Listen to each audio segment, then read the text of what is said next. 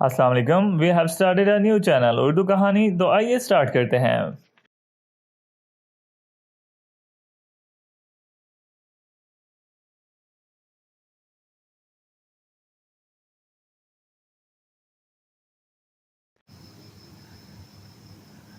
Thomas Edison مشہور عالمی سائنسدان تھا.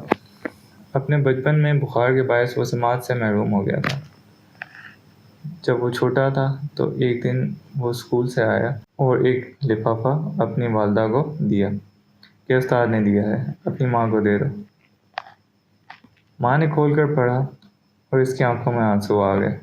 پھر اس نے بآواز بلند پڑھا، تمہارا بیٹا ایک جینیس ہے.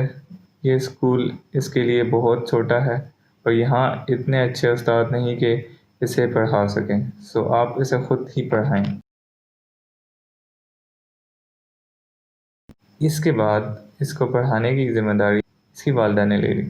سالوں بعد جب تھامس ایڈیسن ایک سائنسدان کے طور پر مشہور ہو گیا، اس کی والدہ وفات پا چکی تو وہ اپنے خاندان کے پرانے کاغذات میں کچھ ڈھونڈ رہا تھا کہ اسے وہی خط ملا. اس نے خط کو کھولا تو اس پر لکھا تھا، آپ کا بیٹا انتہائی غبی یعنی کند ذہن اور ذہنی طور پر ناکارہ ہے.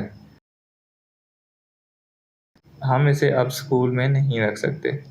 اسی دن ایڈیسن نے اپنی ڈائری میں لکھا، تھامس الوا ایڈیسن ایک ذہنی ناکارہ بچہ تھا، پر ایک عظیم ماں نے اسے صدی کا سب سے بڑا سائنسدان بنا دیا.